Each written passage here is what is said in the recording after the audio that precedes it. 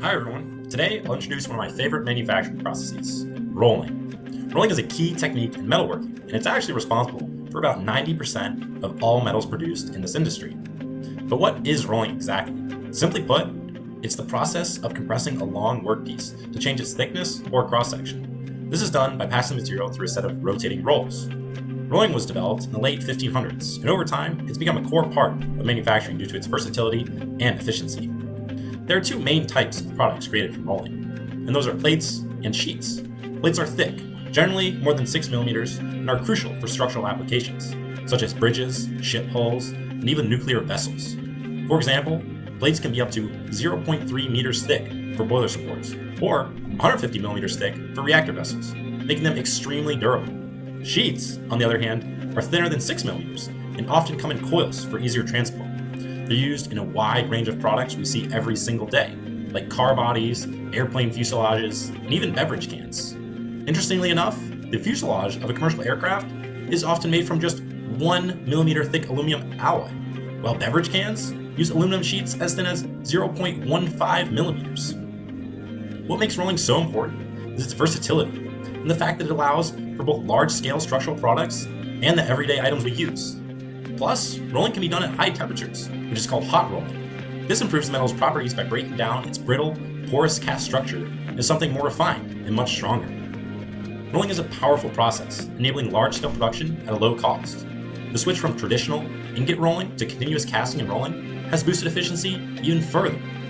However, rolling does have its limitations too. It requires a significant amount of energy, especially for thick plates, and there are some limitations on the final shapes that it can produce. Overall, rolling is a fascinating process that's foundational in manufacturing. Its ability to transform raw metal into structures and products that drive our daily lives is why it's one of my favorite topics that we have covered thus far in this class. Now, let's dive into another fascinating and ancient manufacturing process, casting. Casting is one of the oldest methods for shaping materials, dating all the way back to around 4000 BC, when it was used to create objects like ornaments and arrowheads. The basic idea of casting is simple yet powerful. Molten metal is poured into a mold cavity, and once it solidifies, it takes the exact shape of the mold. This process is still essential today for producing everything from engine blocks and pistons to turbine discs and decorative artifacts. Casting stands out because it allows us to create complex, single-piece structures, even those with intricate internal cavities, without the need for welding or assembly. And casting can handle a wide range of sizes, from tiny components to massive structures. Almost any metal can be cast into a final or near final shape, which means only minor finishing might be needed, which saves both time and material. Casting is essential in modern manufacturing because of its versatility and ability to produce detailed shapes that other processes struggle to match. Plus, with careful control over the material and process, casting can create parts with uniform properties, high dimensional accuracy, and strong structural integrity.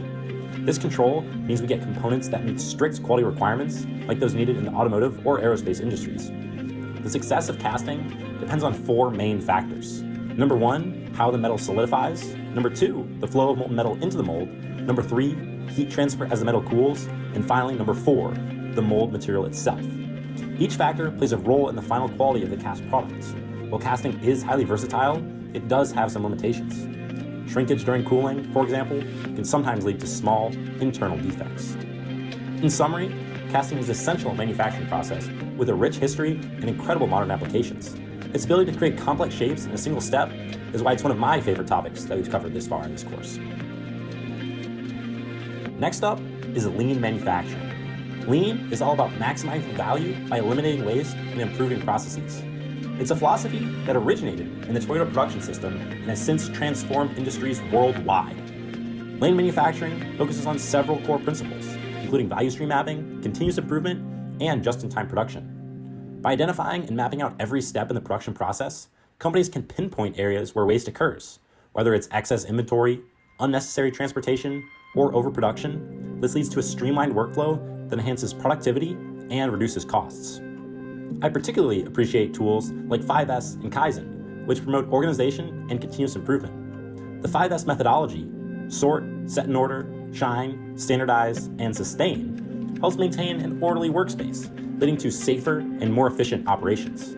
Meanwhile, Kaizen encourages every employee to suggest small, incremental changes that can lead to significant improvements over time. Lean manufacturing has widespread applications across various different industries, from automotive to aerospace, healthcare, and construction. For example, in healthcare, lean practices can reduce patient wait times and streamline procedures, ultimately leading to better patient care. And manufacturing companies like Boeing and Ford have successfully implemented lean principles to enhance efficiency and reduce costs. But what I love most about lean manufacturing is its emphasis on teamwork and collaboration. It empowers employees at every single level to contribute to process improvements, which fosters a culture of engagement as well as accountability. This not only boosts morale, but also drives innovation. However, lean manufacturing does have its limitations. It requires a cultural shift within the organization. This can be challenging to implement. Additionally, while lean is effective in reducing waste, it may not be suitable for every business model, especially environments with unpredictable demand. In conclusion, lean manufacturing is a powerful approach that can revolutionize the way we think about production and design. By focusing on efficiency, waste reduction, and employee engagement, we can create processes that not only deliver quality products, but also foster a positive work environment. I'm excited to share my fourth chosen topic for this project, machining. This essential manufacturing process involves the removal of material from a workpiece to achieve the desired shape, size, and surface finish.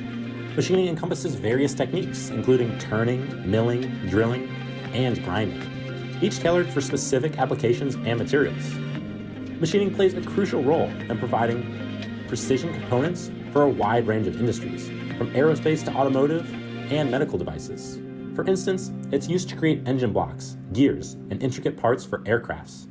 The versatility of machining allows engineers to achieve tight tolerances and high-quality finishes, making it indispensable in modern manufacturing. What I love most about machining is its ability to transform raw materials into highly functional parts. The precision it offers is vital in industries where even the slightest error can lead to significant failures. Machining also allows for complex geometries that would be impossible to achieve through other methods, enhancing product design and functionality. Now, let's discuss the capabilities and limitations. Machining is highly effective for producing complex parts with high efficiency, and it can work with various materials, including metals, plastics, and composites. It also enables flexibility in design, as changes can be made relatively easily during the manufacturing process. However, machining does come with its limitations. It can be time-consuming, especially for large production runs, and may generate significant waste material. Additionally, some materials can be challenging to machine due to their hardness or brittleness, which may require specialized tools or techniques. In summary, machining is a cornerstone of modern manufacturing, providing precision and versatility. Its capabilities allow for the production of intricate components, while its limitations remind us of the importance of choosing the right manufacturing process for our design needs. Now, onto injection molding. Injection molding is a manufacturing process used to create parts by injecting molten material into a mold. This technique is vital in producing high-volume, complex components across various industries. Injection molding is characterized by its ability to produce precise and intricate shapes efficiently. It finds applications in the automotive industry for manufacturing components like dashboards and bumpers, in consumer electronics for creating casings, and even in the medical field for making devices such as syringes and surgical instruments. I appreciate injection molding for its significant impact on modern manufacturing. Its ability to produce large quantities of consistent parts quickly not only reduces production time, but also minimizes waste, making it an environmentally friendly option. The versatility of materials used, ranging from thermoplastics to thermosets, allows designers to choose the best material for their product's requirements. The capabilities of injection molding are impressive. It can produce complex geometries with high precision, and the process can be automated, further increasing efficiency. Additionally, it supports the production of multi-material parts and allows for incorporation of features like undercuts and textures directly into the molded piece.